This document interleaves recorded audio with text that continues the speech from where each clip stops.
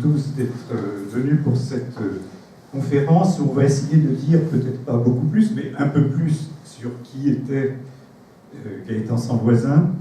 Je ne peux pas commencer cette conférence sans adresser quelques remerciements à toutes celles et tous ceux qui m'ont aidé dans cette recherche. Alors bien sûr, la médiathèque de Moulins, sa directrice Françoise Muller,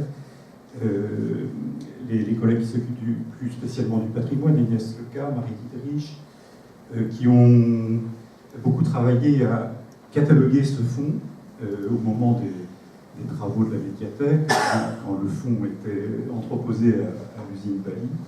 Ce qui fait qu'effectivement, si le fonds est énormément consulté, c'est aussi parce qu'on peut accéder au catalogue avec des notices qui sont détaillées, qui sont vraiment de grande qualité. Des remerciements aussi que j'adresse aux archives départementales et à son directeur, M. Tranchard, et à ses collaboratrices, qui m'a permis de présenter quelques documents tout à fait inédits aujourd'hui. La bibliothèque de l'Université de Clermont-Ferrand et son directeur Fabrice Boyer, qui m'a ouvert vraiment toute une collection, je dirais, d'ouvrages sur l'histoire de la presse, sur l'histoire plus précisément de cette période, qui permettent vraiment de donner un arrière-plan, en quelque sorte, à cet effort biographique sur Sanvoisin. Et puis enfin, une grande reconnaissance à cette merveilleuse bibliothèque numérique que produit la Bibliothèque nationale de France, Gallica, car évidemment, on a là l'intégralité des numéros du Figaro jusqu'à une date relativement rapprochée, tous les numéros du Gaulois, les numéros du Journal des débats. Évidemment, pour un travail sur un journaliste et sur cette période de l'histoire de la presse, c'est absolument capital. On ne pourrait rien faire sans ça. Ça a été vraiment pour moi une aide considérable. Le point de départ de cette recherche, pour moi, c'est quand effectivement les fonds étaient dans l'usine Bali, j'ai été absolument saisi par le linéaire occupé par ce fonds Sanvoisin. Et je me suis dit, mais enfin, qui était cet homme qui avait accumulé tant de livres, qui nous sont donc maintenant parvenus après le don qu'il en a fait à la ville de Moulins. Et en fait, je me suis rendu compte qu'on savait assez peu de choses sur Sanvoisin. On savait qu'il avait été journaliste à Paris, on avait 2-3 informations biographiques, mais au fond, ça a piqué ma curiosité. Et il se trouve que, comme l'a rappelé Françoise Muller, j'ai fait une thèse sur François Mauriac. Donc c'est une période, je dirais, de l'histoire de la littérature entre les deux guerres qui m'intéresse beaucoup. Et par ailleurs, j'ai trouvé qu'effectivement, de travailler sur Sanvoisin, ça mettait en relation un certain nombre de personnages et d'événements que j'avais pu rencontrer dans mes recherches. Alors ce que je veux dire, c'est qu'aujourd'hui, je vais vous transmettre l'état d'une recherche en cours. Donc, je revendique le fait qu'il puisse y avoir des lacunes, qu'il puisse y avoir des zones de flou, qu'il puisse y avoir éventuellement quelques approximations. Je me suis rendu compte que dans les quelques notules biographiques que j'ai lues, il y avait énormément d'erreurs. Donc on continuait à colporter au fond des approximations, des erreurs de date, des choses de ce genre. Donc en fait, le gros travail, c'est d'essayer d'être le plus rigoureux possible et le plus scientifique possible, d'une certaine manière. Alors, cette conférence trouve que sa justification dans ce fonds de 50 000 ouvrages. Au départ, quand la directrice de la bibliothèque municipale de Moulins, à l'époque, Francine Masson, est en contact avec Gaëtan Sanvoisin, il est plutôt question de 25 000 volumes. Et c'est en fait le travail de catalogage qui a permis d'établir qu'il y avait le double, puisque Sanvoisin avait aussi beaucoup acheté en double, en triple, en quadruple exemplaire un certain nombre de livres. On voit bien le journaliste qui circule et qui a absolument besoin d'avoir sous la main un document avec une citation qui rachète l'exemplaire. Alors, ce qu'il faut savoir tout de même, ce qui est assez extraordinaire, c'est que pratiquement ces 50 000 volumes se trouvaient dans un appartement de 80 mètres carrés, au premier étage du 69 de la rue de Rennes. Quelqu'un me racontait à l'instant que c'était au-dessus d'une pizzeria, et que quand le patron de la pizzeria a vu sortir les livres, il a été rétrospectivement effrayé de ce qu'il avait au-dessus de la tête. On a un autre témoignage tout à fait digne de foi, c'est celui de l'ancienne directrice de la bibliothèque municipale de Moulins, Francine Masson, qui découvre un appartement de 80 mètres carrés rempli, j'ai envie de dire jusqu'à la gueule, de livres, et dans lequel avaient été ménagés des espaces de circulation de façon à ce que la vie quotidienne, à minima, soit possible. Donc des livres dans la salle de bain, enfin partout. Donc ça devait être effectivement très, très effrayant, et je pense que ça a effrayé les libraires d'anciens qui, voyant cette masse de livres, n'ont pas donné suite à des tentatives éventuellement d'achat de cette bibliothèque. Cette bibliothèque s'est constituée au fil du temps, bien sûr par les dons reçus par son voisin. Il était journaliste, il était aussi, à certaines périodes de sa vie, il a été critique littéraire. Et donc, bon, c'est la tradition, les éditeurs, les auteurs envoient aux journalistes influents un livre, leur dernière parution, avec l'espoir de recueillir un article en contrepartie. Donc c'est une bonne partie des livres qui sont dans le fond. Mais il y a toute une partie qui est constituée par des achats. Et on sait que son voisin était un acheteur compulsif, un bibliophile absolument vraiment passionné. Et d'ailleurs, je lis une petite phrase publiée dans le Journal des débats le 30 octobre 1933, phrase qui ira droit au cœur d'un libraire que j'ai dans Jean-Luc Deveau, que je salue. Son voisin écrit « Je ne connais pas de plaisir qui ouvre des horizons plus vastes sur le monde et sur l'histoire que la lecture des catalogues de livres d'occasion, de manuscrits et d'autographes. » Bon, on ne peut pas dire mieux, hein, ça montre bien qu'il a acheté effectivement beaucoup de livres. Alors, une bibliothèque éclectique, avec beaucoup de petite vue des rayonnages moulinois, avec, je dirais, deux grands axes, la littérature et l'histoire. La littérature, alors de façon, je le disais à l'instant, très éclectique, avec aussi des ensembles cohérents à propos des écrivains qui étaient les écrivains de prédilection de son voisin. Hein. On a une collection complète d'Henri Bordeaux, d'André Theuriet, d'Henri Murger, de Huysmans, de Léon Daudet, de Léon Blois, de Colette, que son voisin appréciait beaucoup, d'André Suarez, par exemple. Mais c'est une collection éclectique dans le sens qu'il est capable d'avoir dans sa bibliothèque des livres d'auteurs qu'il n'aimait pas. Je pense qu'il détestait vraiment André Malraux ou André Breton, mais il a effectivement ces livres-là. Et à chaque fois qu'on circule dans ces rayonnages, on fait des découvertes. On dit « Ah tiens, il avait ça, il avait acheté ça. » Voilà. Il y a également une très belle collection, alors là, je dirais un petit peu plus bibliophile, avec ces très beaux cartonnages romantiques. Et puis, je le disais à l'instant, une grande bibliothèque historique. Alors c'était un passionné d'histoire parce que il était acquis à cette idée, donc que développe chaque semaine sur France Culture Jean-Noël Jeannet, qui est de dire les événements d'aujourd'hui peuvent s'expliquer par les événements du passé, et si on connaît bien son histoire, on peut faire un certain nombre de rapprochements tout à fait précieux qui permettent peut-être de mieux interpréter, de mieux juger certaines situations. Alors, il était passionné par Napoléon, donc il y a un fond Napoléon impressionnant, avec beaucoup de très beaux livres. Un fonds consacré à l'histoire de Paris, parce que, bien que moulinois, il y est né, il y est mort, il y a travaillé, il était devenu un Parisien d'adoption, plus parisien que les Parisiens. Il connaissait tous les quartiers, tous les bâtiments, avec une compétence historique assez impressionnante. Il aurait pu faire des visites guidées sans problème, et donc énormément de livres sur Paris. Un autre aspect que je développerai plus tard, compte tenu de ses opinions politiques, beaucoup d'ouvrages de collaborateurs, d'écrivains ayant produit, ou de journalistes ayant produit pendant la triste période de collaboration, dont il partageait en partie des idées. Beaucoup de livres sur l'Allemagne, et en particulier sur la période de l'histoire nazie. Des ouvrages d'Hitler, des ouvrages des généraux qui entouraient Hitler.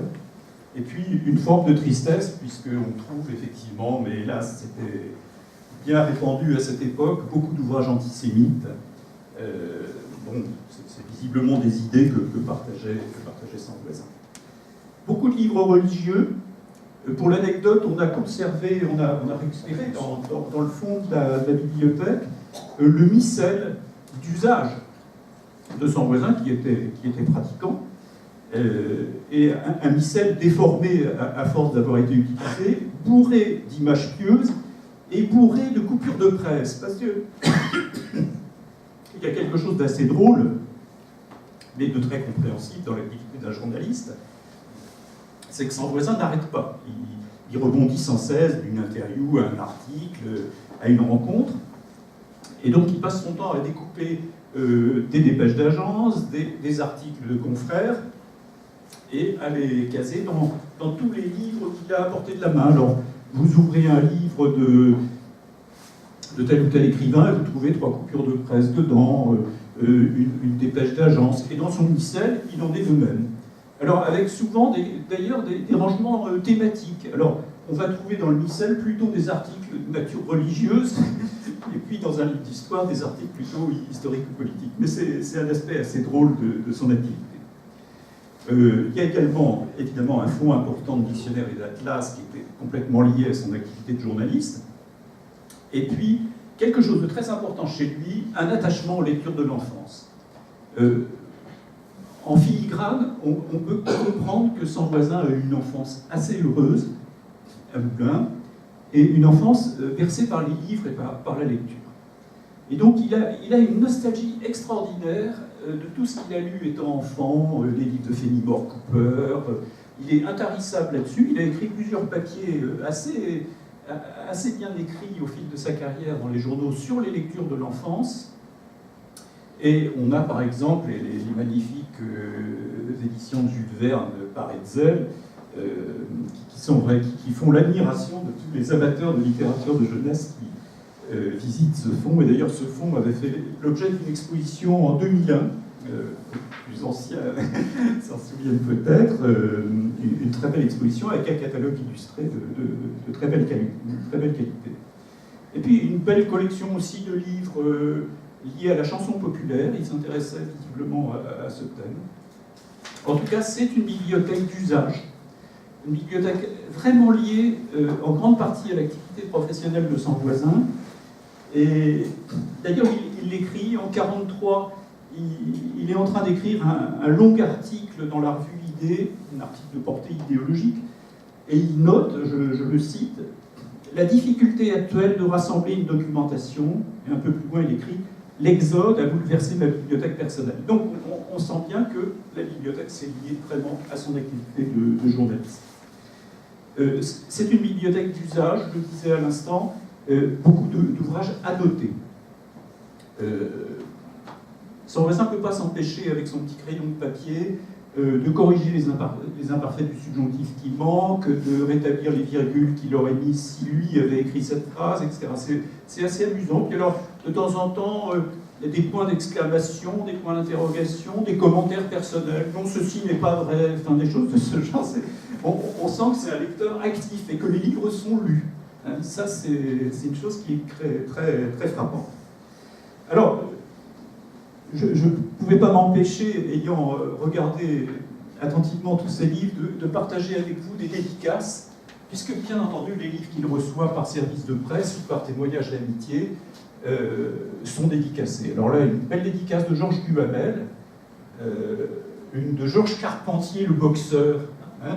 Ça montre bien à quel point Sanvoisin était dans les médias, hein. Il était au milieu de l'actualité. Là, ça ira droit au cœur des Auvergnats, une dédicace d'Henri Bourrat. Là, Jules Romain, Robert Sabatier, James de Coquet, qui faisait des chroniques gastronomiques dans le Figaro il y a un certain nombre d'années, qui était un personnage parisien. Et c'est amusant de voir James de Coquet dire, en souvenir du bon vieux temps, on sent qu'il y a une communauté, je dirais, une sorte de connivence entre les anciens journalistes qui ont partagé toute une série d'événements ensemble. on a eu, j'ai vu passer, oui voilà, Maurice Genevoix, une belle dédicace de ceux de 14. Il faut savoir que pendant toute sa vie de journaliste, Sanvoisin a rendu compte des réceptions à l'Académie. Hein, dès qu'il y avait un nouvel académicien qui était reçu avec un discours, Sanvoisin faisait un article, généralement dans la revue des Deux Mondes d'ailleurs, et comme Genevoix a été longtemps secrétaire perpétuel de l'Académie, c'est très compréhensible qu'on ait cette dédicace. Marcel Jouandeau, ce qui montre l'éclectisme de cette bibliothèque. Là, quelqu'un dont le nom est peut-être moins connu, Lucien Romier, qui à 2 reprises a été rédacteur en chef du Figaro, qui est un personnage tout à fait important à son époque, et qui met l'accent sur l'attachement de Sanvoisin, fils fervent de la terre de France. Voilà, donc là c'est l'aspect, je dirais, la reconnaissance à l'égard d'un journaliste qui est certes parisien, mais qui n'a pas perdu mémoire de ses origines. François Giroud, qu'on trouve là, et qui a bien sûr commencé sa carrière, une longue carrière dans la presse, et qui connaissait Sanvoisin en toute sympathie. Bon, là, un peu plus surprenant, un autographe de Curzio Malaparte, donc écrivain et romancier italien célèbre, qui était en contact avec Sanvoisin. Jean Rostand, le biologiste, mais qui était aussi académicien, ça explique effectivement cette dédicace. Et puis enfin, ça nous va droit au cœur, une belle dédicace à François Mauriac, à Gaëtan Sanvoisin, mon dévoué confrère, donc ils ont été effectivement ensemble au Figaro pendant une petite période. Pas très longtemps, entre 1933 et 1939, mais malgré tout, ils ont effectivement travaillé ensemble. Voilà. Dit de façon un peu rapide ce qu'était cette bibliothèque, ce qu'est aujourd'hui cette bibliothèque de Gaëtan Sanvoisin, pleine effectivement de ressources. Alors, je vais maintenant en venir peut-être à quelques repères biographiques. Colette dit dans un de ses écrits, le journalisme est une carrière à perte de souffle. Et j'ai ressenti ça en essayant d'établir quelques jalons biographiques dans l'œuvre, j'ai envie de dire l'œuvre de Gaëtan Sanvoisin, parce qu'il y a une frénésie d'événements, de rendez-vous, d'articles, d'interviews qui est très saisissante. Et d'ailleurs, à sa manière, Sanvoisin l'écrit dans le Journal des débats en février 1938, la vie est trop brève, les tâches qui nous sollicitent trop absorbantes. En fait, il y a un désir très profond chez Sanvoisin de devenir écrivain. Il ne pourra jamais l'être parce qu'il passe son temps à écrire tout à fait autre chose que ce qu'il souhaiterait écrire. C'est très frappant. Alors, quelques repères biographiques qui ne sont pas forcément évidents à établir parce qu'on a peu de sources, si ce n'est quelques, évidemment, documents d'état civil. Il naît à Moulins le samedi 28 juillet 1894 au 8 boulevard de Courtais, pas trop loin d'ici. Dans son dictionnaire de la vie politique, Henri Coston dit que Gaëtan Sanvoisin est de vieille souche bourbonnaise dans ses 2 ascendances. Ses parents étaient Jean Sanvoisin, instituteur, et Marguerite Nébriro, son profession. Et ses grands-parents du côté paternel étaient Jacques Sanvoisin et Pétronille, née Manière. Et du côté maternel, Étienne Briraud et Marguerite née Laurent. Bon, je ne vais pas remonter jusqu'aux arrière-grands-parents, mais bon, voilà, c'était une famille très enracinée dans le Bourbonnais, et en particulier. On sait qu'il a fait sa première communion le 10 juin 1906 dans la chapelle du lycée Banville, et qu'il a fait effectivement ses études au lycée Banville. Événement important à signaler dans son histoire familiale, son père est mort en octobre 1911. Donc il s'est retrouvé, étant fils unique, il s'est retrouvé en situation quasiment de soutien de famille. Et c'est ce qui peut tout à fait expliquer qu'il n'ait pas participé à la guerre de 14-18. Il avait effectivement des problèmes de santé, il fait allusion de façon récurrente, mais il était aussi soutien de famille, et je pense que ça peut être un événement pris en compte au moment de la mobilisation. Très tôt, il s'intéresse à la politique. Alors, quand on découvre des choses un petit peu anecdotiques ou originales sur Sanvoisin, c'est au détour d'un article. Dans un article qu'il écrit vers 1928 sur le président Lebrun, d'un seul coup, Sanvoisin se met à parler de lui. dès qu'il se met à dire je, d'un seul coup, hop, on récupère quelques petites informations. Et dans cet article, j'ai découvert que en 1911, alors qu'il a 17 ans, Sanvoisin assiste pour la première fois à une séance de l'Assemblée nationale. Ce qui veut dire que ces sujets-là l'intéressaient, la politique. Et je le cite, il dit « Cette date est restée pour moi importante, car elle marque la première fois où j'assistais à une séance de la Chambre. Je n'étais encore qu'un adolescent, mais les débats parlementaires m'attiraient, sans m'inspirer d'ailleurs plus d'indulgence qu'aujourd'hui. » Donc il a déjà un intérêt pour la chose publique et la politique, mais il a déjà des idées assez tranchées sur le jugement qu'il porte effectivement sur la politique qu'il a sous les yeux. À 18 ans, en 1912, j'ai découvert qu'il a assisté pour la première fois à une séance de la Société d'émulation du Bourbonnais. Voilà, donc il s'intéresse aussi à l'histoire et à l'histoire locale. On a ensuite une période relativement longue, entre 1912 et 1925. 1912, il réussit son baccalauréat. Il ne devient pas tout de suite journaliste. Il semble qu'il s'oriente plutôt vers une activité juridique de clerc de notaire. On dirait que c'était effectivement un domaine où on maniait aussi le porte-plume et l'écriture, qui devait lui laisser peut-être aussi un petit peu de temps pour faire autre chose. Peut-être a-t-il écrit dans la presse locale avant 1919, j'en ai pas eu de témoignages précis, mais bien sûr, vous savez que dans les journaux, bien souvent, les articles ne sont pas signés, surtout pour les débutants, donc il est un peu difficile, c'est quelque chose qui est un peu difficile à établir dans l'état actuel de mes recherches. En 1923, quand il se marie pour la première fois, sur l'acte de mariage, comme profession, alors qu'il est à Paris, il est indiqué clerc de notaire. Donc il n'est pas encore journaliste professionnel avec la carte de presse, etc. Ce qui ne veut pas dire qu'il n'ait pas commencé effectivement à mettre le pied dans tel ou tel journal. J'ouvre une petite parenthèse d'ailleurs. Sanvoisin n'est évidemment pas le seul journaliste célèbre de l'Allier. Bon, bien sûr, Albert Londres, dont on parle abondamment, mais il y a eu aussi Bouat, qui a été rédacteur en chef au Petit Parisien, Marcel Ray, qui était chef de la politique étrangère au Petit Journal, et il ne faut pas oublier René Barjavel, qui a fait ses premières armes d'écriture au Courrier de l'Allier, et qui s'est illustré ensuite plutôt comme romancier, plus que comme journaliste, mais bon, je pense qu'il ne faut pas l'oublier. On est à une époque où il n'y a pas d'école de journalisme. Un des anciens collègues au Figaro de Sanvoisin, Simon Arbelot, dit « Il n'y a pas d'école de journalisme, tout est affaire de tempérament et de circonstances. » Voilà, tout est dit, il faut être là au bon endroit, au bon moment, et en même temps aimer écrire, avoir un certain nombre de contacts. Donc en 1919, alors qu'il a 25 ans, comme Rastignac, Sanvoisin part à Paris, à de Paris. Il va donc sans doute exercer, je le rappelais à l'instant, une activité juridique, il est clerc de notaire, mais petit à petit, il met le pied dans la presse. On a quelques témoignages de ça. Il dit un peu plus tard « J'ai assisté le 21 septembre 1920 à la visite que fit M. Poincaré, accompagné de M. Lebrun, dans le fameux bassin minier. » Donc ça veut dire que dès 1920, il est capable de suivre une visite présidentielle dans un lieu relativement éloigné de Paris. Ça veut dire qu'il travaille déjà pour un journal.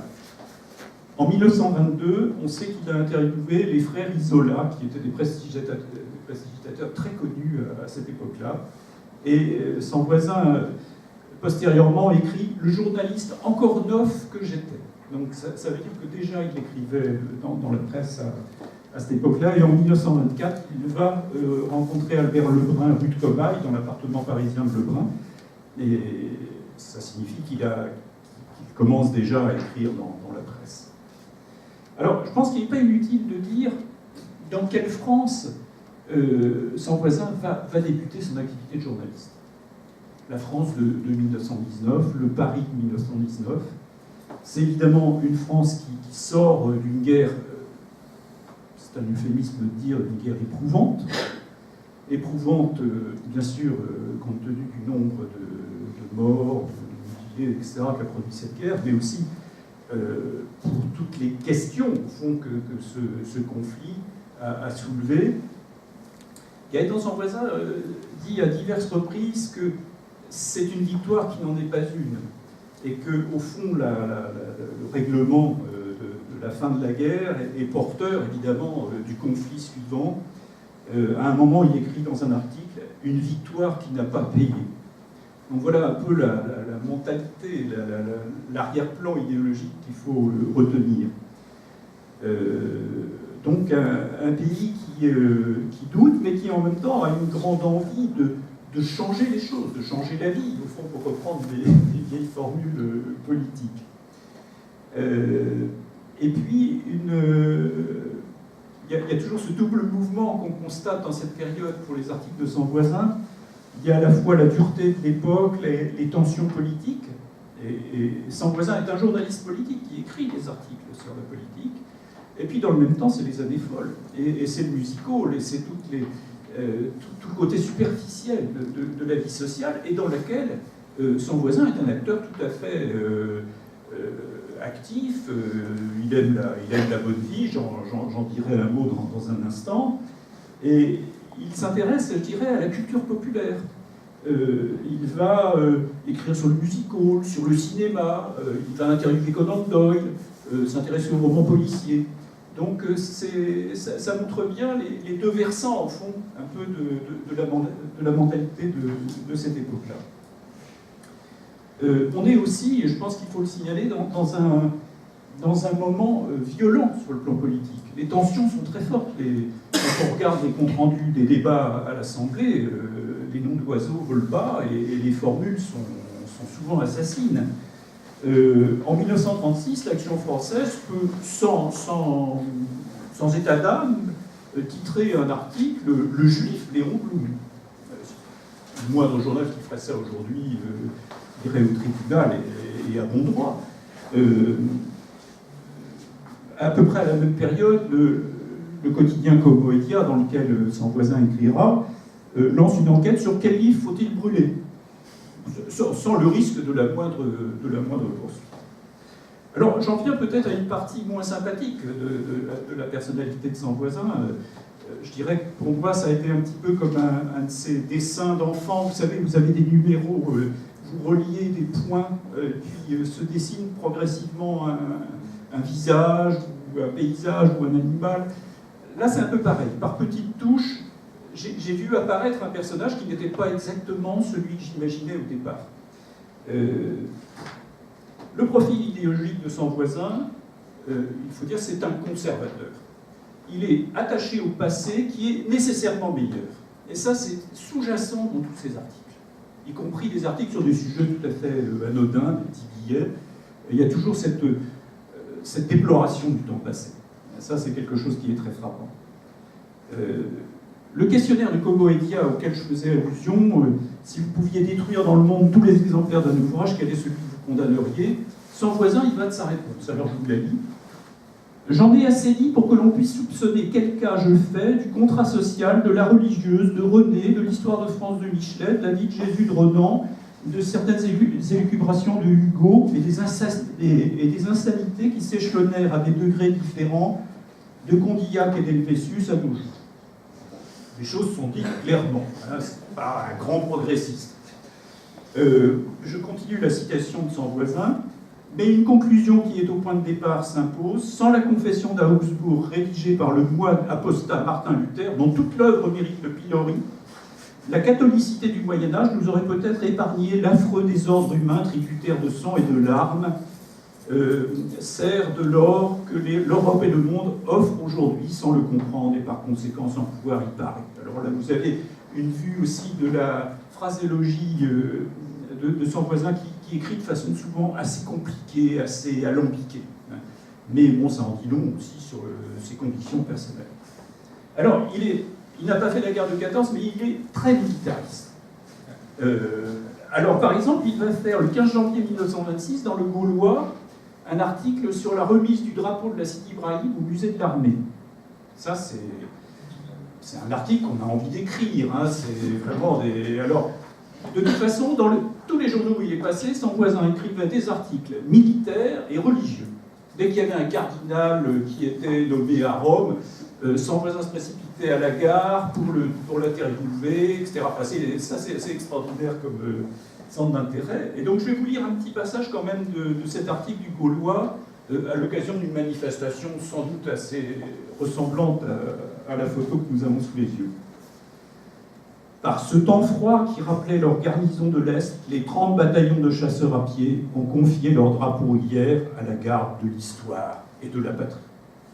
Aux Invalides, 2 heures de l'après-midi, un bataillon d'infanterie rangé par compagnie encadre la vaste cour. Un ordre bref, la sonnerie au drapeau et le glorieux trophée pareil porté par un lieutenant et suivi de 4 sergents son escorte d'honneur. Fermons les yeux. Minute émouvante, les plus hautes vertus militaires ont ici leur récompense. Voici que rapides les souvenirs montent, la Crimée, Solferino, le marabout de Sidi Ibrahim, et l'épopée unique, l'héroïsme de 4 années déployé par les vitriers sur toute la ligne de feu. Bon, j'ai découvert à cette occasion que les vitriers, c'était effectivement les chasseurs, c'était un de leurs noms. Donc on voit effectivement ce côté un peu déroulé, un peu militariste, mais qu'on retrouve très souvent dans ces articles. Il adopte toute la vulgate de l'extrême droite de son époque. Le rejet du libéralisme politique, économique, moral, philosophique. Il y a une haine marquée pour les plutocrates, donc les banquiers, et de préférence les banquiers juifs, bien sûr. Une nostalgie communautaire, corporatiste, un éloge de l'autorité, de l'élitisme, une forme de xénophobie quand même marquée dans un certain nombre d'articles, aussi d'antisémitisme, j'en ai parlé tout à l'heure, un fort nationalisme et un attachement assez extraordinaire à l'empire colonial. Gaëtan, son voisin, aimait beaucoup aller en vacances au Maroc, j'ai découvert ça, et donc il passe son temps à faire l'éloge de Lyautey, bien sûr, et il parle régulièrement de la magistrature morale de la France. Alors, ça, relire les événements d'actualité récentes, le président Macron d'Afrique, voilà, c'est des choses qui... la difficulté de la France de se situer par rapport à son passé colonial. Il est royaliste. Chaque année, j'en ai eu quelques témoignages, il assiste à Saint-Germain-l'Auxerrois à la messe pour le roi Louis XVI, donc le 21 janvier.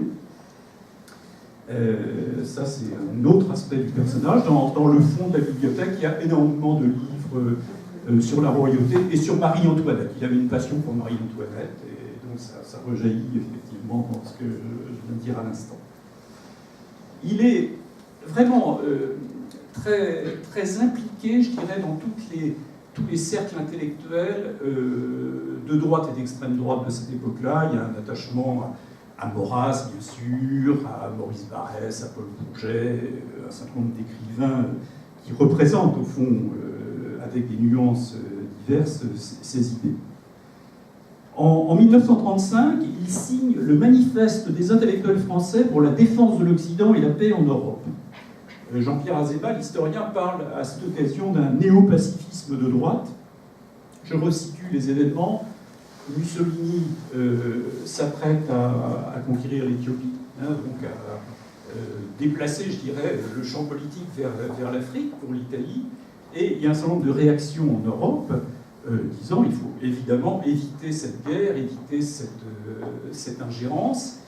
Et à ce moment-là, une bonne centaine d'intellectuels, de journalistes de droite et d'extrême droite signent un texte rédigé par Henri Massis, dont je vous lis quelques extraits quand même, parce que c'est pas inintéressant. Sous prétexte de protéger en Afrique l'indépendance d'un amalgame de tribus incultes, l'œuvre colonisatrice reste une des plus hautes et des plus fécondes expressions de la vitalité des pays occidentaux. On parle aussi de la dangereuse fiction de l'égalité absolue de toutes les nations, un faux universalisme juridique qui met sur le pied d'égalité le supérieur et l'inférieur, le civilisé et le barbare. Voilà, sur le plan idéologique, on voit où on est. En 1936, il écrit à 2 reprises des télégrammes de soutien à Charles Maurras, qui vient d'être arrêté pour avoir un peu agité l'opinion publique. À plusieurs reprises, il tient des propos anticommunistes les agneaux écarlates, la tarte révolutionnaire, enfin c'est vraiment le fonds de commerce régulier. Il est très radical et très opposé, bien sûr, à la loi de séparation de l'Église et de l'État. Il parle de l'infamie combiste, hein, le fameux Combe. Donc ça, c'est voilà, hein, le profil idéologique de son voisin, et qui expliquera bien sûr un certain nombre d'événements que j'évoquerai ensuite. Il a une pensée politique très enracinée. Son expérience de la vie à Moulins, dans le Bourbonnais, lui donne un arrière-plan, je dirais, de la vraie vie, des vrais gens, etc., par rapport au microcosme parisien. Il y a un petit article amusant dans le Gaulois du 10 janvier 1926. Le Gaulois se lance dans une sorte d'enquête dans la France, ce qu'on appellerait aujourd'hui la France profonde, sur le ressenti politique des populations. Et évidemment, on envoie Gaëtan Sanvoisin, ou Jules de Normile, à Moulins. Et alors, Sanvoisin se met à écrire. L'autorité, me dit ce médecin considéré sur la place et conseiller de la minorité municipale, l'autorité, tous les esprits la réclament. J'ai vécu très jeune la fièvre du boulangisme, du nationalisme. J'ai été le témoin proche et toujours curieux des phénomènes causés par les abus de l'anticléricalisme et des réflexes de l'anarchie. Or, jamais je n'ai constaté une atmosphère aussi favorable à l'autorité politique.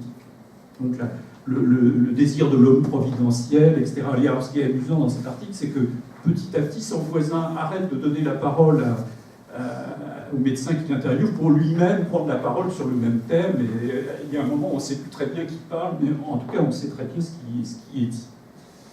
Alors, à côté de ce portrait politique et idéologique, peut-être un portrait plus humain de Sanvoisin.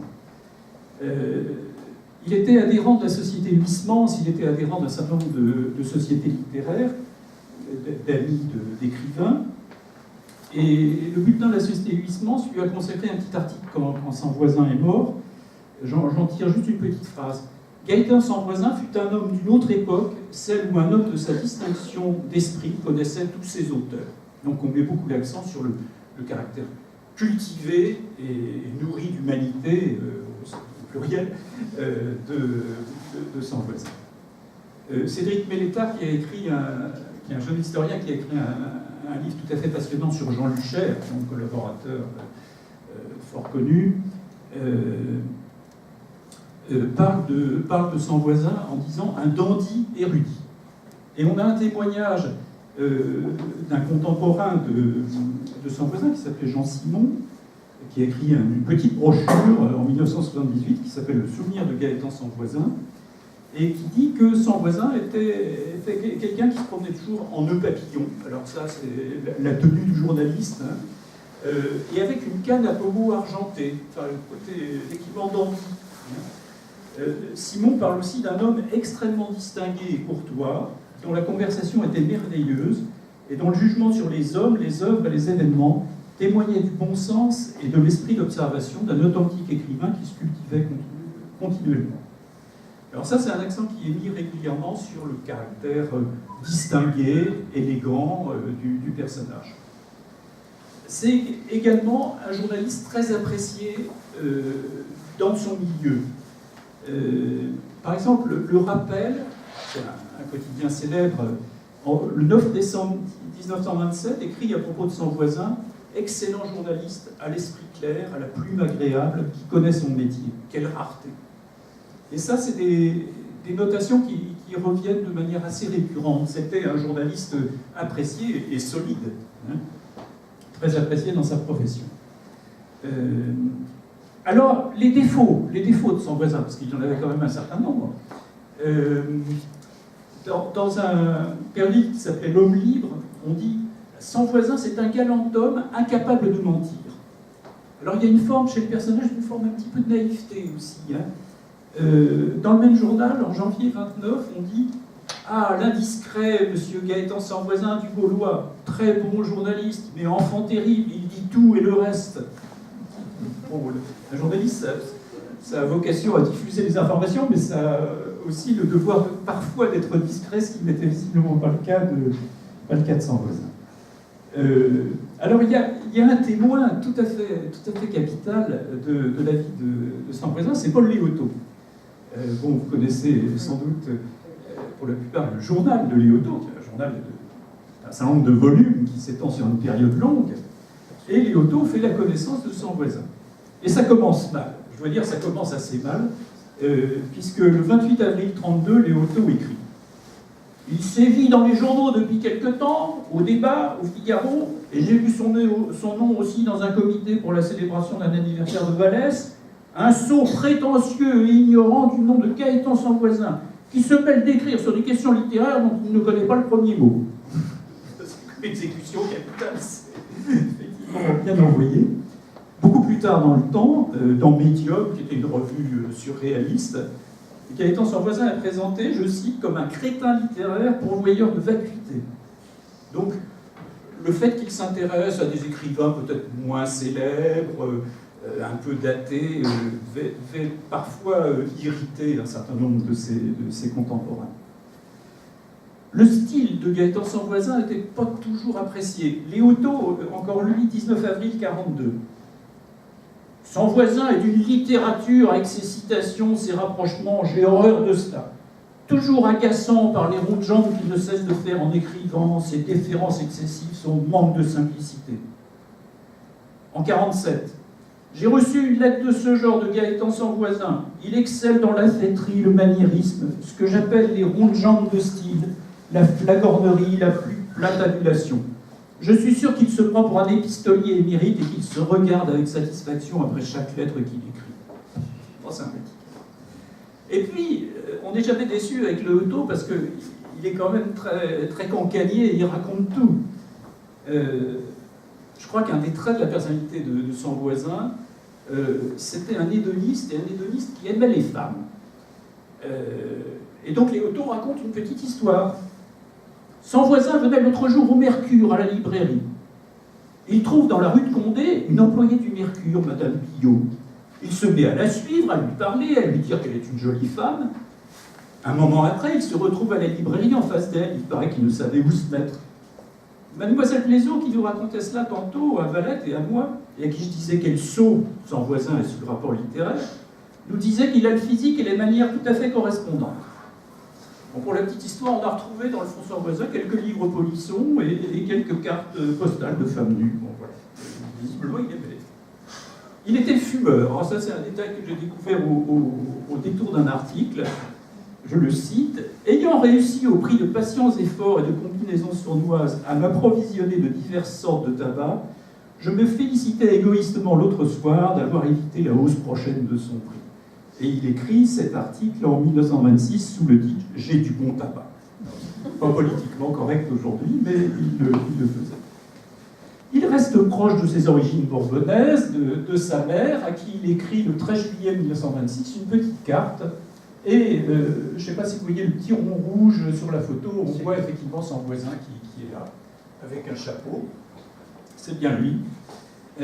Photographié un peu par hasard, alors qu'il a été couvrir une manifestation à Montmartre pour un journal. Et ensuite, il écrit à sa mère, bien chère petite maman, etc. De l'autre côté, il dit oh, je ne peux pas t'écrire beaucoup parce que j'ai beaucoup d'articles à écrire en ce moment, donc j'ai pas le temps. Hein, voilà. Mais il reste effectivement attaché à sa mère qui mourra donc en 1940. Je disais, Samvoisin hédoniste, je pense qu'il y a un chapitre à ouvrir, c'est Gaëtan Samvoisin à table. On sait bien qu'un journaliste doit entretenir un réseau de mondialité, un journaliste parisien qui plus est, et qu'il faut savoir déjeuner. C'est un conseil que Samvoisin avait bien intégré. Et on a dans les papiers de la bibliothèque une collection absolument extraordinaire de menus, de toutes sortes, des meilleurs restaurants, hein, rassurez-vous, c'est pas des restaurants de quartier. Et il ne cessait pas d'être invité à tout un ensemble de manifestations en tout genre. Alors il y avait par exemple des dîners qu'on appelait les dîners de faveur. Alors déjeuner de faveur, c'était des déjeuners où se réunissaient un certain nombre d'artistes, de journalistes, avec éventuellement un but un peu caritatif, mais qui ne saute pas aux yeux à première vue. On voit quand même là des dédicaces de Mistinguett, de Claude Génia, qui était une actrice d'origine russe, bon, qui a beaucoup joué dans le cinéma français, encore jusque dans les années 70. Bon, ils étaient bien nourris, hein, c'était pas mal. Alors, là, pour la petite histoire et pour rire un peu, vous connaissez peut-être la tradition des sermons de carême à Notre-Dame de Paris. Comment le carême, on fait venir un prédicateur connu, un dominicain, un jésuite, tel ou tel prélat, qui, pendant les 4 semaines, les 4 ou 6 semaines du carême, va prêcher tous les dimanches après-midi à Notre-Dame sur un thème théologique. Et dans les années 50, il y avait effectivement un jésuite fort connu qui était le père Riquet, qui était un grand orateur, qui avait la particularité d'être aussi franc-maçon. Il a beaucoup écrit sur les liens possibles entre la maçonnerie et l'Église. Et donc, j'ai été très, très impressionné par le fait que pour introduire ces sermons de carême, le carême étant, si j'ai bien compris, une période plutôt d'abstinence et de jeûne, on faisait un gueuleton. Nous serions heureux si vous vouliez bien accepter de dîner chez Taïwan, ce qui n'est quand même pas la première gargote venue de Paris. Et donc, voilà. Et ensuite, on a, sur la diapo suivante, ce que fait toujours son voisin, qui a un côté comme ça, petit blanc, enfin il est content d'être là, alors il garde des traces, hein. Donc il garde le menu de chez Taïwan, et avec effectivement un autographe du père Riquet. Hein. Ça, c'est des choses qui sont quand même assez amusantes. Alors ensuite, effectivement, un nouveau déjeuner de faveur. Alors cette fois-ci, il obtient un autographe de la cantatrice Geneviève Rex, qui était une de ces chanteuses des années 50, qui à la fois chantait du classique et puis qui en même temps, de temps en temps, faisait des concerts de variété ou de music hall. Il arrive à obtenir une dédicace, un vis-à-vis fort sympathique, à bientôt Gaëtan, donc elle commence par l'appeler par son prénom. Il obtient le numéro de téléphone et une photo. Alors on ne sait pas comment ça s'est poursuivi, mais c'est assez emblématique de cette vie dont je parlais tout à l'heure, enfin, de cette vie parisienne, un peu mondaine, il déjeune évidemment régulièrement à la Brasserie Libre, et en particulier à l'occasion du prix Caz, un prix littéraire qui est encore connu aujourd'hui. Et donc, tous les ans, il est invité. Voilà, qu'est-ce qu'il y a encore comme... toujours le côté correspondant religieux, il fait partie de l'association des informateurs religieux. Et donc là, c'est le cardinal Feltin qui l'invite à une réception, puisque Monseigneur Feltin vient d'être élevé à la dignité du cardinalat, et donc il donne une réception dans les salons de l'hôtel du Palais d'Orsay, qui avait été suivie aussi d'un dîner auquel, bien sûr, Gaëtan Sanvoisin n'avait pas refusé de participer. Donc voilà, c'est petit panorama des différents repas auxquels il participait, c'est quelque chose d'assez impressionnant. Donc, ça met en avant, je dirais, le côté mondain et vraiment inséré dans la vie médiatique parisienne de Gaëtan Sanvoisin, qui participait très régulièrement au banquet du Cercle des Affinités Françaises, animé par le marquis Louis de Fraguier, qu'on trouvera au moment de la collaboration. Ce mess ambulant d'industriels, d'hommes de lettres, de gens du monde, où sous la sauce tartare, le turbo demeurait résolument conservateur. Donc il entretient aussi un réseau politique, ce qui permettra de comprendre peut-être quelques épisodes postérieurs. Quelques mots maintenant, peut-être, sur la situation des journaux et des journalistes. Là, c'est une photo des bureaux du Figaro dans les années 30, donc exactement à la période où Sanvoisin y travaillait. Je crois que c'est important de souligner que la période pendant laquelle Sanvoisin est actif, c'est une période de bouleversement de la presse, avec quelques dates importantes. 1918-1919, c'est la création du syndicat des journalistes. 1935, c'est la mise en place d'un statut du journaliste avec la fameuse carte de presse, l'attribution de la carte de presse. Et toute sa vie, Sanvoisin sera effectivement intéressé au statut des journalistes la manière de mieux organiser, au fond, la presse. C'est une période où, effectivement, la pagination des journaux augmente. 4 pages en 1919, on est à 12 pages en 1932, 12 à 16 pages en 1932. Les tirages continuent à être importants. Développement de l'illustration aussi, donc ce qui induit des dépenses supplémentaires. De plus en plus de rubriques étrangères, ça signifie qu'il faut entretenir un réseau de correspondants étrangers. Et puis, l'usage du téléphone, enfin, des choses qui nous paraissent banales nous, aujourd'hui, mais l'usage du téléphone, l'usage des téléscripteurs. En bavardant avec Ariane Bours, qui travaille, qui est l'adjointe du chef de rédaction de la Montagne, ici à Moulins, elle me disait, au fond, c'est comparable au bouleversement d'Internet aujourd'hui pour les journalistes. Effectivement, on ne peut pas travailler sans avoir son compte Twitter, son Facebook et être toujours branché. Là, c'est pareil, c'est un moment de grand bouleversement. Alors, je vais accélérer un petit peu parce qu'il reste quand même beaucoup de choses à dire. Il y a une date qui est tout à fait importante dans la vie de Sans-Voisin, c'est 1925. 1925, il est à Paris, et là, il bascule définitivement du côté de la presse, et il commence à signer ses premiers articles en une. Là, par exemple, il commence à travailler au Gaulois. Il a sans doute écrit quelques articles dans le Gaulois auparavant, mais qui étaient des articles non signés. Et donc, il y a cette petite rubrique, La vie qui passe, et un premier article écrit par Gaëtan Sans-Voisin. Bon, je vous lis quelques lignes.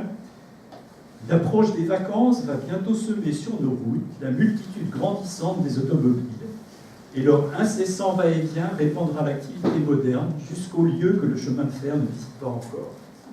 Je souhaite à tous ceux qui auront la bonne fortune de voyager ainsi, en modérant leur allure, d'emplir leurs yeux pour les longs mois où ils en resteront privés, des paysages d'hiver traversés par nos routes de France. Alors ça, c'est très emblématique de la manière de Sans-Voisin, c'est très écrit, c'est un journaliste qui avait une vraie plume.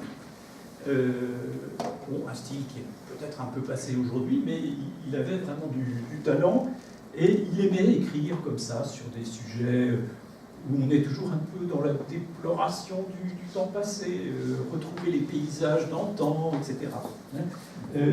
Dans la même veine, il écrit dans Le Rappel, le 24 octobre 1925, un petit article sur la maison, dans lequel il dit, au fond, on part en vacances, mais l'endroit où on est le mieux pour les vacances, c'est la maison familiale.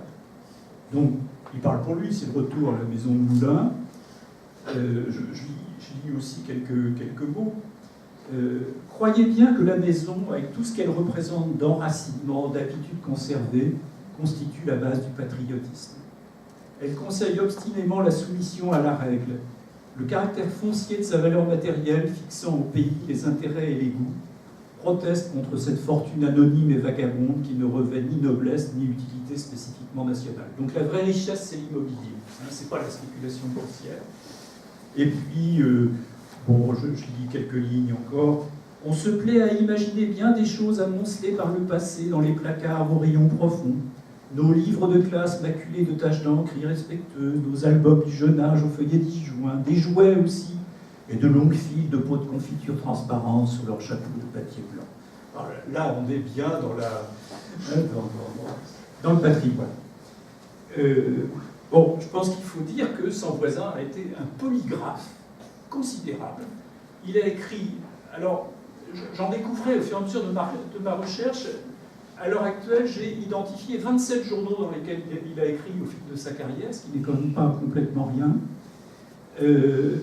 Moi, j'évalue ces articles là, sur l'ensemble de sa carrière entre 3000 et 5000 articles.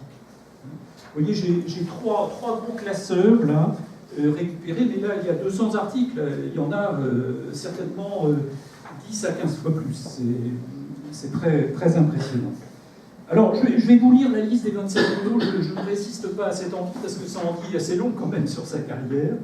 La Lanterne, Le Rappel, L'Avenir, Comoédia, qui était un quotidien culturel, ça n'existe plus aujourd'hui, qui ne parlait que de littérature, d'art plastique, de musique, etc. Bon, qui était plutôt orienté à droite, ce qui n'est pas complètement un hasard quand on connaît Sans-Voisin.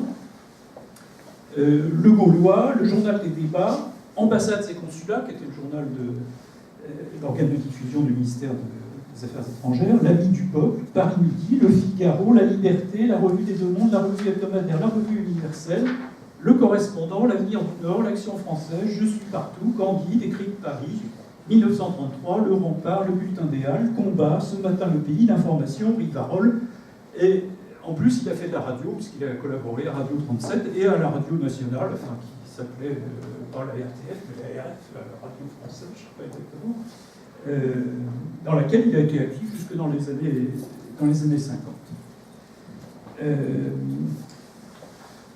Alors, il est très, très actif, bien sûr, au Gaulois, à Colombia, et puis il va commencer à écrire en 28 dans le journal des débats, où il donnera très très régulièrement des petits billets, des petits billets de une.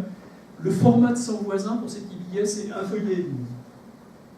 Quand j'allais sur Gallica, je récupérais des fichiers de, on appelle ça l'OCR, enfin de la reconnaissance du caractère, puisqu'on fait de la numérisation à la volée comme ça. Donc effectivement, ça donne des textes souvent un peu aberrants, avec plein de signes diacritiques, des erreurs, etc. Donc ça va plus vite évidemment que de retaper l'article, donc il faut corriger un petit peu, mais à chaque fois on arrive à un feuillet et demi qui vient en une sur tous les sujets possibles. Il est capable d'écrire sur une exposition de coiffe régionale, sur une exposition de peinture, sur le fait qu'on ne devrait pas détruire le bâtiment qui se trouve à la hauteur des Champs-Élysées, qu'il faut cesser de mettre des publicités lumineuses dans les rues, enfin tous les sujets y passent. Et jamais de sujet politique là, quand il s'agit de petits billets. C'est plus des billets d'humeur, un peu comme on trouve encore aujourd'hui dans la presse. Et il excelle là-dedans. Il a l'art de la chute, comme dans une petite nouvelle. Hein, il accroche bien, l'accroche de départ est bonne, et puis la fin, les conclusions sont toujours bien écrites. C'est un véritable talent. Donc il commence à faire ça en 28 dans le journal des débats.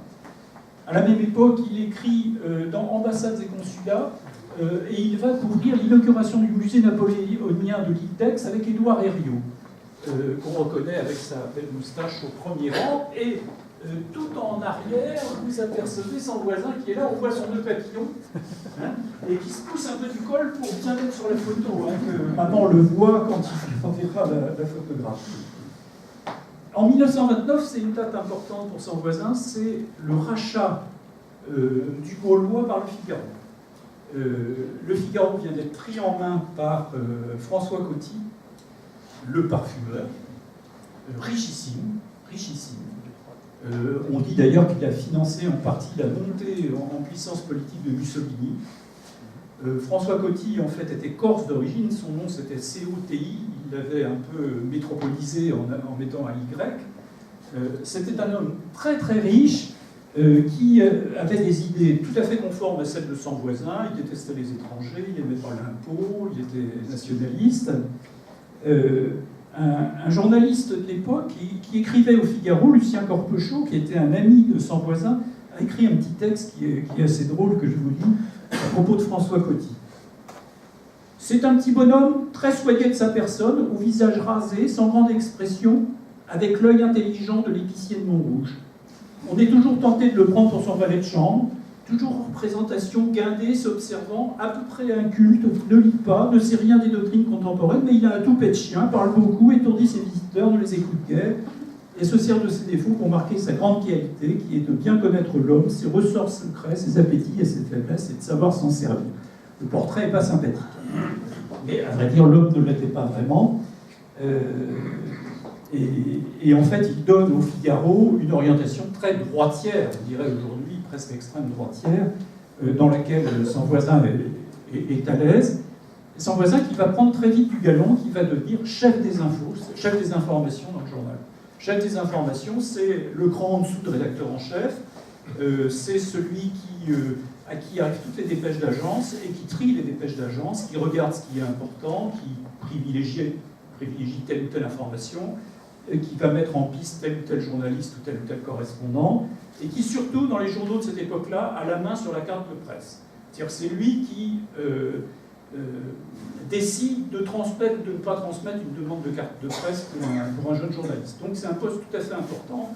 Au Figaro, il avait un très beau bureau.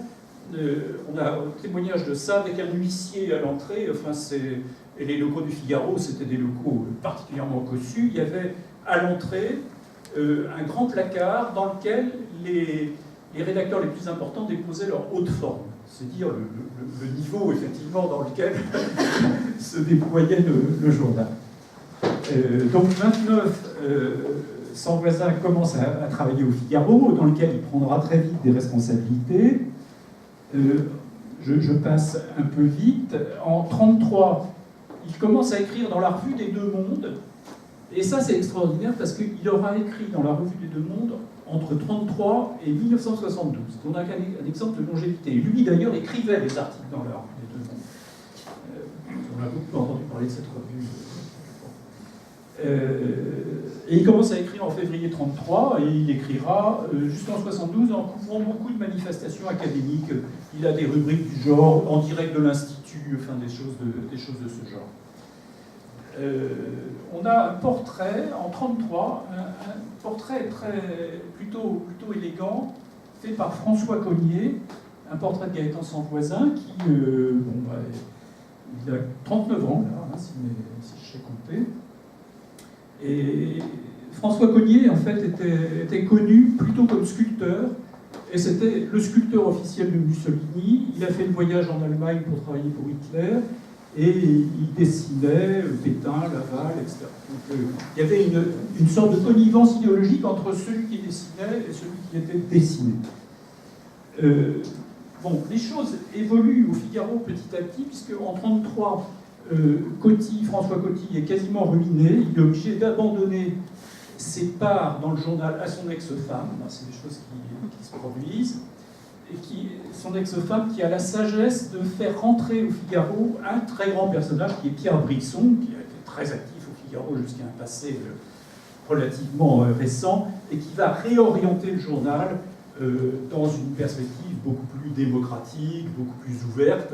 Ça reste un journal de droite, ça reste un journal, on va dire, en schématisant à cette époque-là, de la bourgeoisie, mais en essayant de gommer les excès, je dirais, extrême droitier du journal à une période donnée. Il faut savoir qu'à la fin du mandat de François Coty, le journal a perdu beaucoup de lecteurs, et donc c'est tout le travail de ceux qui lui succèdent de relancer le journal pour arriver, je dirais, à l'impact qu'il a encore aujourd'hui. Enfin, c'est un journal qui est considéré. Cela dit, même avec l'arrivée de Pierre Brisson,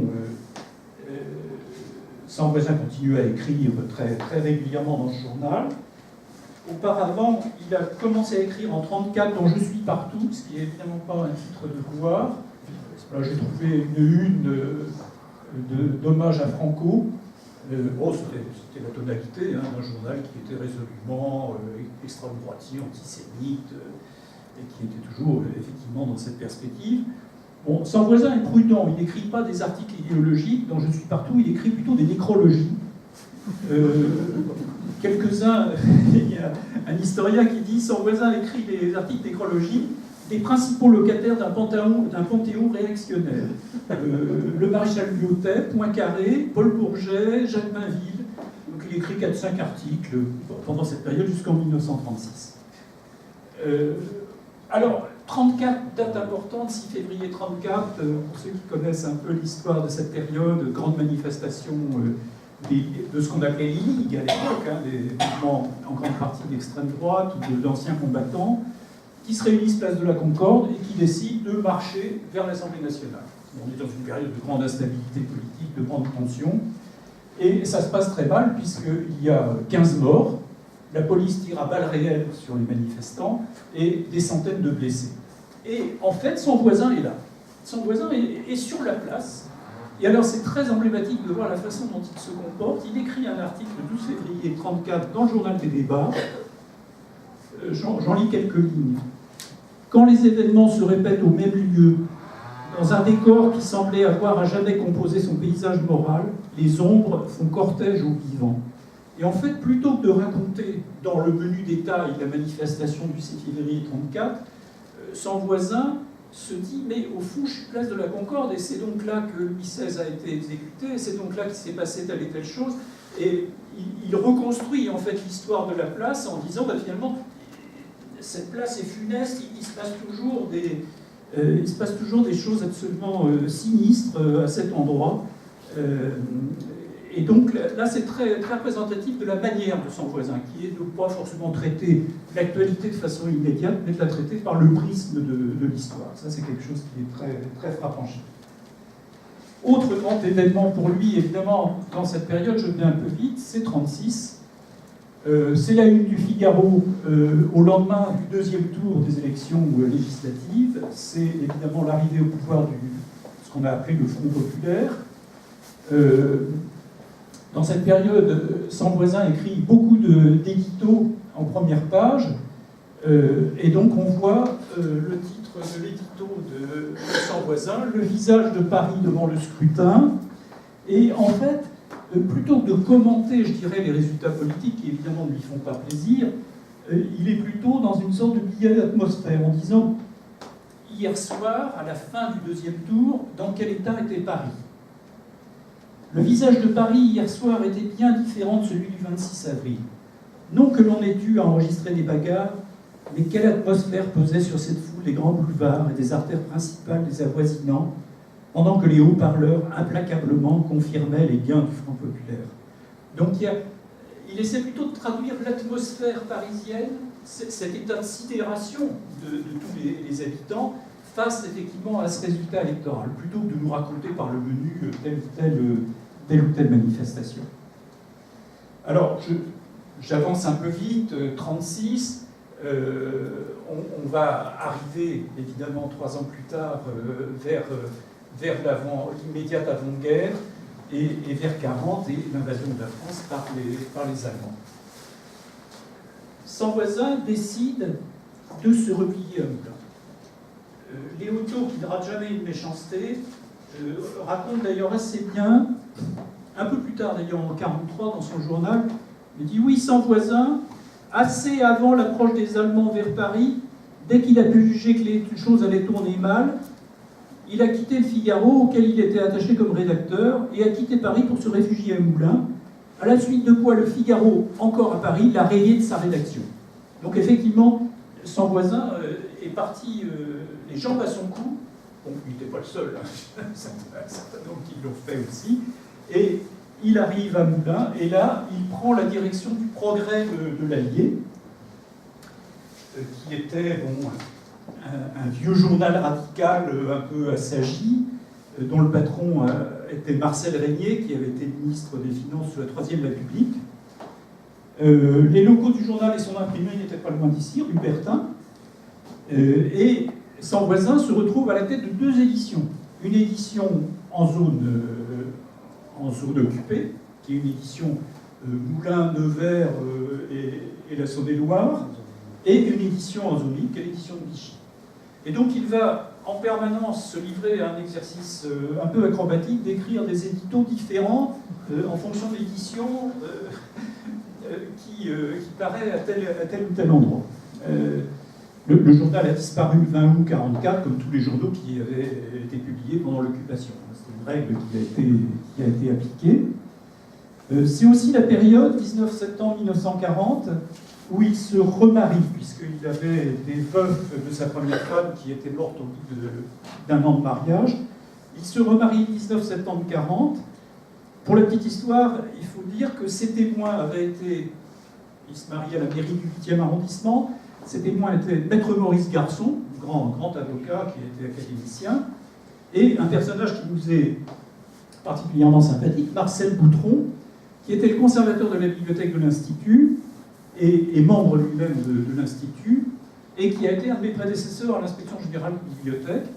Il est souvent présenté comme un sage et un homme qui a pris des risques pendant l'occupation. Il n'était pas du tout du côté de la collaboration. C'est amusant aussi de voir que pour ce mariage, il y a un contrat de mariage. Alors que le premier mariage, il n'y a pas de contrat. On se marie sans contrat, ils sont encore... la situation professionnelle de son voisin n'est pas encore assise. Là, en 1940, effectivement, il y a un petit peu plus de problèmes matériels qui sont en jeu. Bon, je serai charitable par rapport aux éditos de son voisin à cette période. Il y en a comme un que je veux citer. C'est un édito en date du jeudi 8 juin 1944. Vous admirerez la lucidité et l'absence de parti pris politique de son voisin. L'armée allemande, en défendant les côtes de la Manche, défend la France, non seulement contre la destruction des villes et des villages, mais aussi contre le bolchevisme. Bon, voilà, c'était une posture idéologique qui était tout à fait conforme au personnage. 1940, c'est aussi l'année de la mort de la mère de Gaëtan, son voisin. C'est une époque où il correspond avec un certain nombre d'écrivains. Grâce aux archives départementales, j'ai pu avoir accès à 3 lettres que son voisin a adressées à Émile Guillaumin. Là, on a une lettre qui est écrite sur un papier en tête du Café moderne de Montluçon. Et bon, il y a un petit échange avec Émile Guillaumin. Et il dit qu'effectivement, il est maintenant directeur du progrès de l'Allier depuis l'Exode et l'armistice. Donc, si on avait besoin d'une confirmation, on l'a avec l'écriture de son voisin. Son voisin a été quand même très actif sous la période de Vichy, y compris sur le plan politique. En 1942, on lui demande, à lui, de proposer un statut des journalistes au gouvernement de Vichy. Et donc, il transmet, le document se trouve aux Archives nationales, c'est un document qui est tout à fait accessible et qui est repris par les historiens de la presse. Et son voisin propose de créer véritablement un ordre des journalistes pour les questions professionnelles. Il est très conforme aux idées de Vichy, puisqu'il précise que nul ne pourra exercer sans la carte délivrée par l'ordre, et qu'évidemment, les Juifs et les étrangers, à l'exception des Belges et des Suisses de langue française, ne pourront pas exercer le métier de journaliste.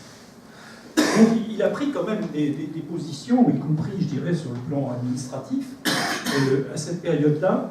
Et la conséquence de cela, c'est que le 1er janvier 1943, au journal officiel, vous pouvez regarder les archives du journal officiel, la nomination est clairement installée, il est nommé directeur, chef du service, voilà, c'est ça, chef du service de presse et de censure du gouvernement de Vichy.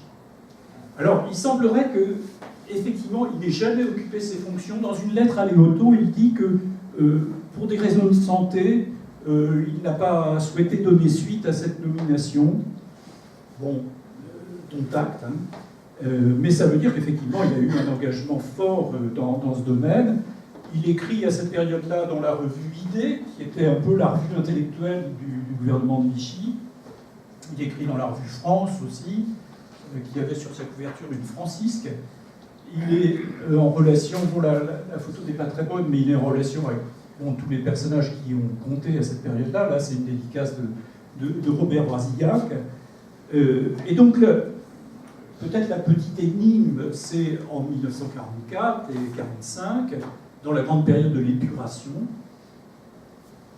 son voisin passe à travers les gouttes. Alors, j'ai un petit peu creusé le sujet. Il se trouve qu'il y a eu un très petit nombre de journalistes qui ont été inquiétés. En réalité, les journaux résistants, les feuilles clandestines, etc., étaient dans la plupart des cas écrits par des non-journalistes. C'était écrit par des gens qui étaient engagés dans la résistance, mais qui n'étaient pas eux-mêmes journalistes.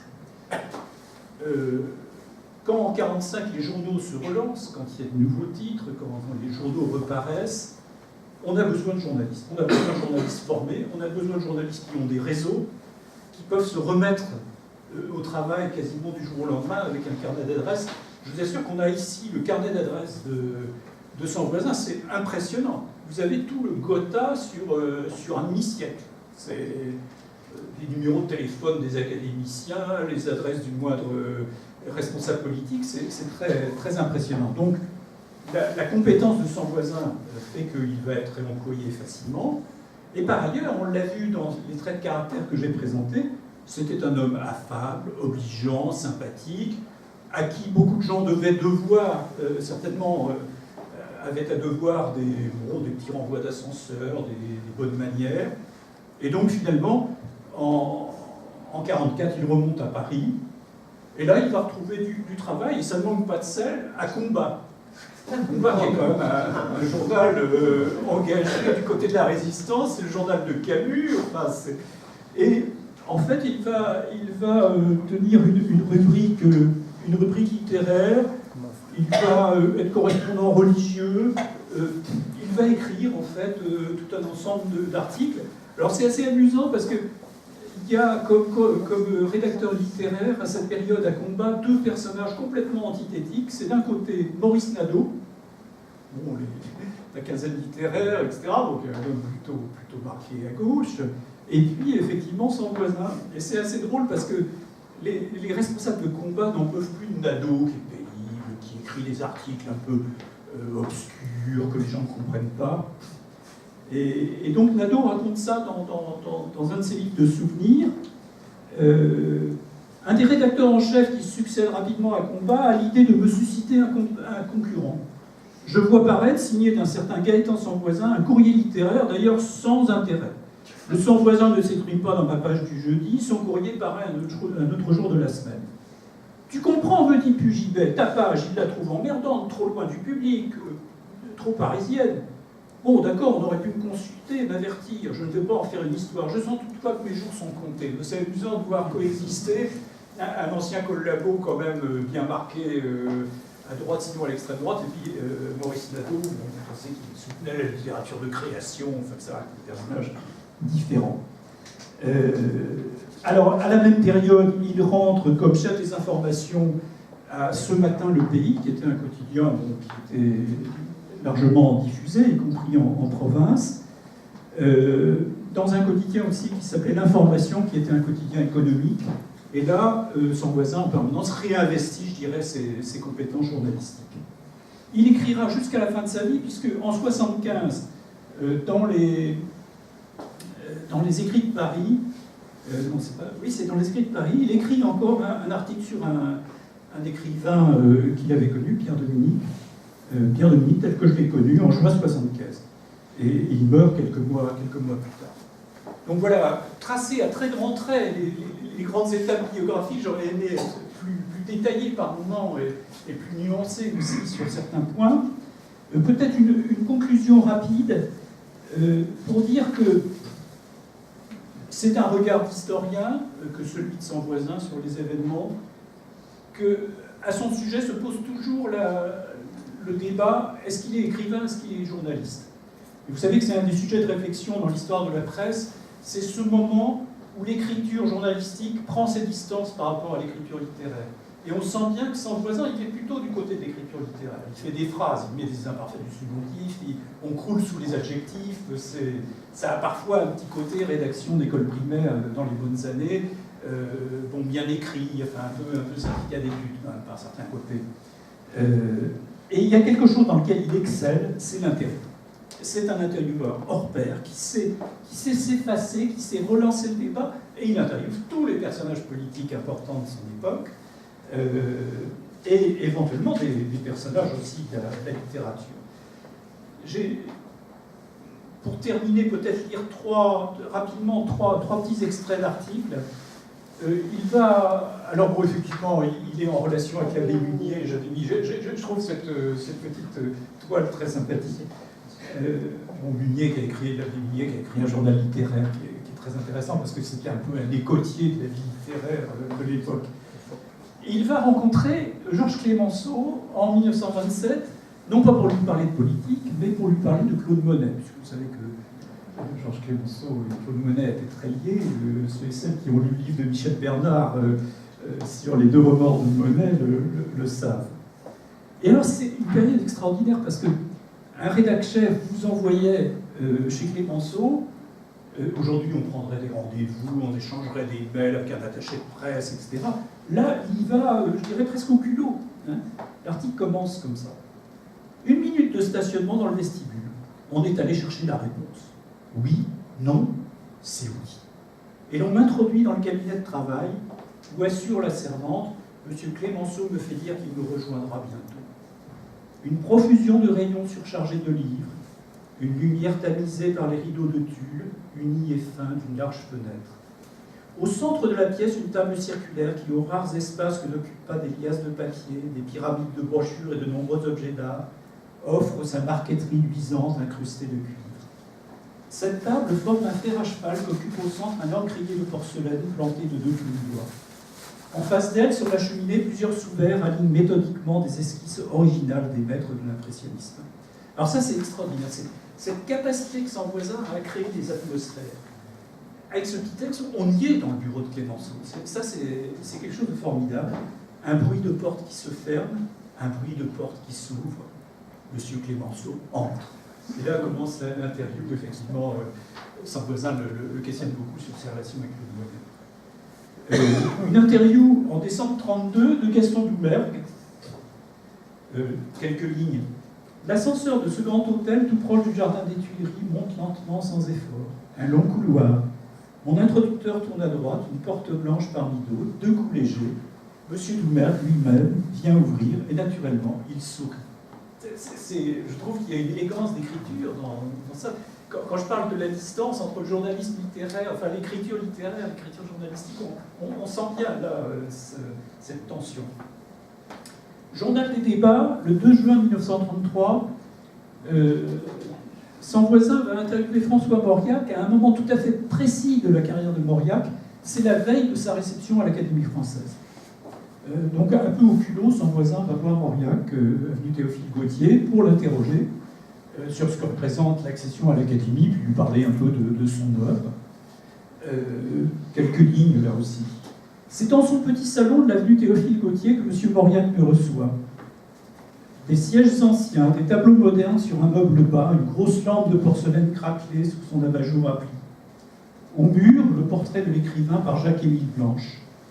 Le soleil de mai baigne les hautes fenêtres que ne fait pas tressaillir en ce quartier encore tranquille de Passy une trop intense circulation de voitures. En face, dominant dans l'éloignement, la carapace infinie des toits, une silhouette grise pendant le jour, lumineuse pendant la nuit, le faisceau métallique de la tour Eiffel. On y est chez Mauriac, c'est extraordinaire. Voilà. Alors, on ne va pas se quitter sans entendre la voix de Sanvoisin. J'ai eu la chance de trouver un document tout à fait accessible sur Internet, un document de l'INA, le 22 mai 1959, France Culture consacre une petite émission à Conan Doyle, et à cette occasion invite Sanvoisin, puisque Sanvoisin a rencontré Conan Doyle à 2 reprises à son hôtel à Paris, puisque Conan Doyle descendait à l'hôtel Regina, comme ça vous saurez tout, et à un moment on demande à Sanvoisin quels sont ses souvenirs de Conan Doyle. On l'écoute. Vous l'avez rencontré, vous connaissez. Mais oui, alors j'ai été très heureux d'entendre la rectification de Locard. Parce que moi, je peux apporter une rectification directe, qui est de Conan Doyle lui-même, que j'ai interviewé à 2 reprises à l'hôtel Regina, quand il est venu à Paris, et il n'avait pas du tout relié le personnage de Sherlock Holmes. Il lui restait tellement fidèle que je lui ai posé la question suivante. Dans l'ordre de vos personnages, quel est celui qui vous plaît encore le plus? Est-ce le colonel Gérard, dont il a raconté des aventures en 2 volumes? Est-ce Sherlock Holmes? Et Conan Doyle m'a dit de la façon la plus précise, je reste entièrement fidèle au personnage de Sherlock Holmes et je tiens à ce que cette création soit dans l'avenir le reflet propre de, je cherche le mot qui m'a dit, mais je vais le retrouver, le reflet propre de mon ingéniosité. Et ensuite, comme le disait Lise Elina il y a un instant, il m'a parlé, parce qu'il ne s'occupait plus que de cela, de questions d'ectoplasme, de questions de table tournante. Il avait été acquis à ses idées par la mort de son fils et il l'évoquait pour se consoler. Donc c'est Conan Doyle qui parle. Donc voilà qui est. Voilà, vous aurez entendu la voix de Sanvoisin, d'un Sanvoisin de 65 ans, qui est toujours très, très actif et dont on sollicite l'expertise. Quelques mots de conclusion pour dire que Sanvoisin est pour moi d'abord un billetiste, un chroniqueur. Il n'est jamais meilleur que dans la forme courte, il n'est jamais meilleur que sur ses sujets de prédilection, la littérature, l'histoire, le retour au passé, les lectures de l'enfance, les sujets religieux, le patrimoine. Alors, au terme de ce compagnonnage de presque 2 années avec Gaëtan Sanvoisin, que crée toute recherche, Bon, une recherche de 2 années avec des découvertes qui n'ont pas toutes été agréables, il faut bien le reconnaître. Je garde une image poignante du personnage, celle que rapporte Francine Masson, l'ancienne directrice de la bibliothèque de Moulins, qui avait donc négocié ce don de son voisin à la bibliothèque. Et à la fin du déménagement des livres, rue de Rennes, son voisin est assis dans un coin, l'air un peu prostré, l'air un peu abattu. Et irrésistiblement, en lisant cela, m'est venue l'image du petit homme assis de Modigliani. Et il est frappant de voir que, au fond, très peu de temps après le démembrement de sa bibliothèque, il est mort. Comme si, effectivement, c'était ça qui le retenait, en quelque sorte, à la vie. Je trouve que c'est une image qui est à la fois belle et émouvante. Voilà, je vous remercie.